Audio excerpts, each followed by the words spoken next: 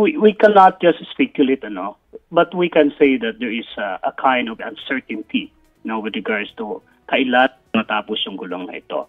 Hopefully, diplomacy will prevail over military activities, and that is what global powers as well as Iran and other, regional actors are doing nowadays para ma-ensure na may balik, mag-de-escalate yung gera na ito na hindi maging regional war or global war. No?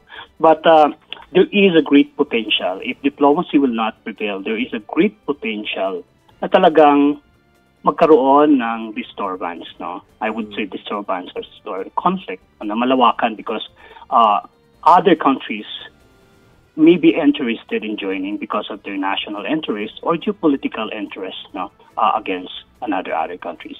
So ito kasing gera ng Israel at saka Iran ay hindi lamang bilateral because of their strategic positioning in the greater Middle East and North African region.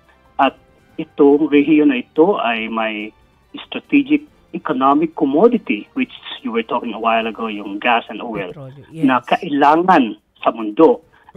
There is a probability that if this tension will not de-escalate or will not be stopped, then magkaroon ng malawakan na implikasyon sa global economy and sa international relations.